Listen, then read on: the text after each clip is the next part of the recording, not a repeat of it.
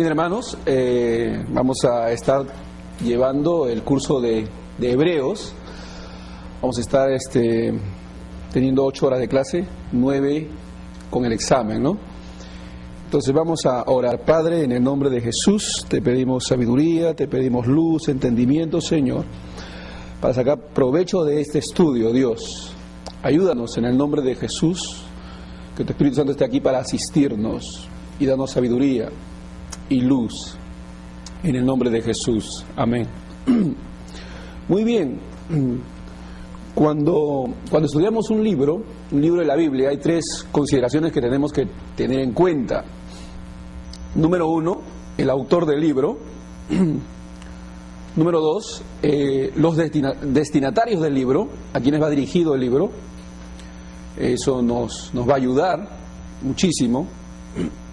Y número 3, el propósito del libro, ¿no? El autor, los destinatarios y el propósito del libro. Conocer el propósito del libro nos va a permitir no irnos por temas de los cuales el autor no se ocupó, aunque pudo haberse referido a ellos de una manera mientras iba compartiendo o transmitiendo lo que quería comunicar. Entonces, muy importante definir el propósito. En cuanto al autor, tenemos que reconocer que en relación al libro de Hebreos, el autor humano de Hebreos es desconocido.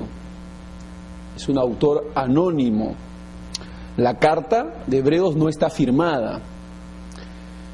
Muchos piensan, se especula, que pudo haber sido el apóstol Pablo el autor de este libro.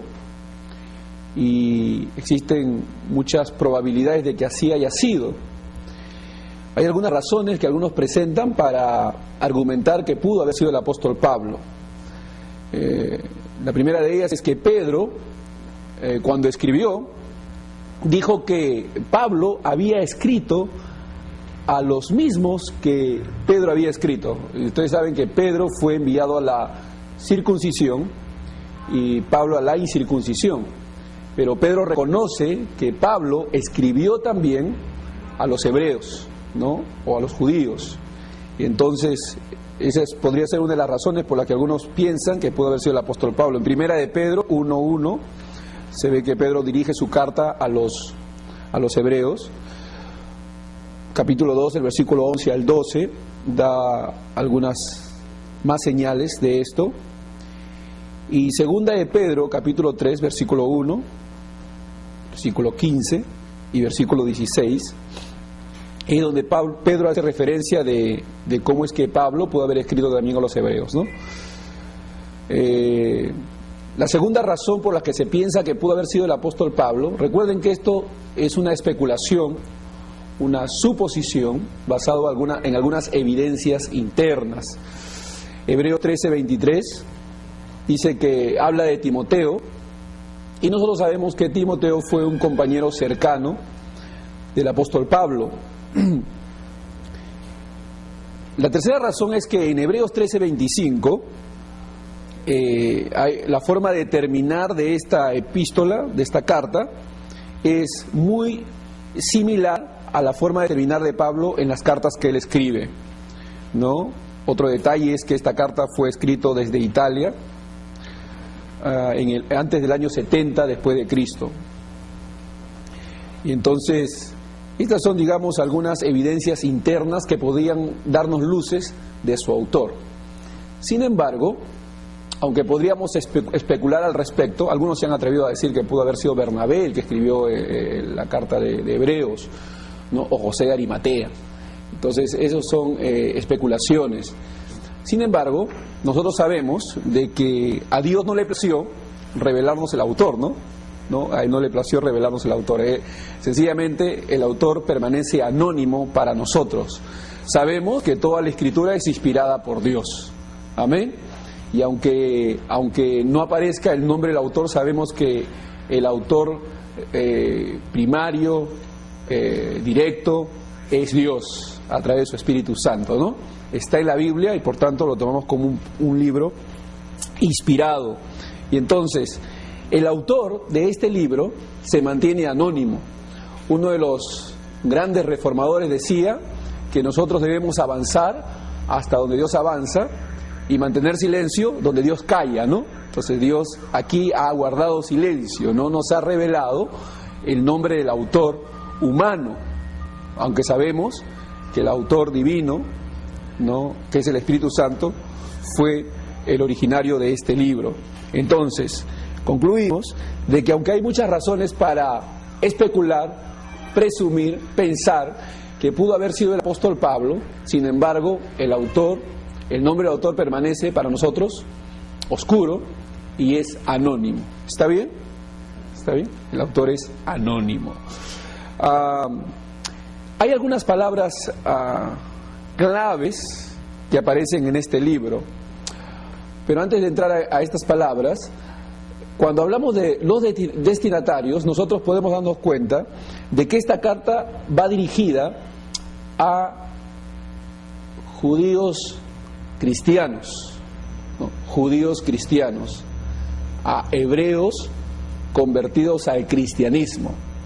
Las evidencias están ahí y saltan a la vista, ¿no? Este libro va dirigido a judíos que se habían convertido al cristianismo.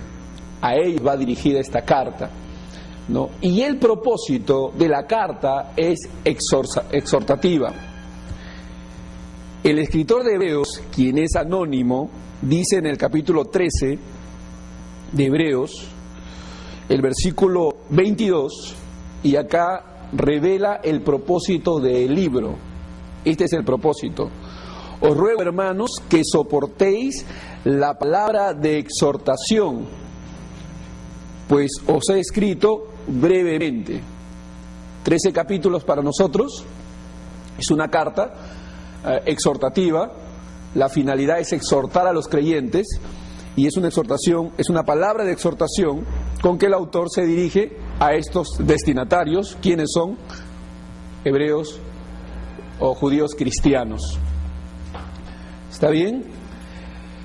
Entonces, hemos visto que el autor es anónimo, que los destinatarios son judíos cristianos y que el propósito del libro es exhortar.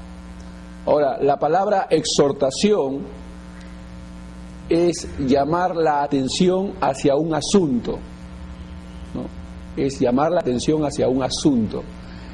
Es hablar con ruegos, ¿no? La palabra exhortación es hablar con ruegos, ¿no?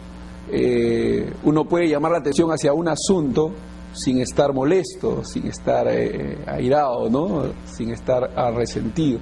Exhortación usualmente se asocia con estar enardecido acerca de un tema y entonces uno exhorta a alguien, pero la palabra exhortación simplemente significa llamar la atención acerca de un asunto y hablar con ruegos, ¿no? Eso es exhortación. Entonces, ese es el propósito, exhortar. La carta es exhortadora.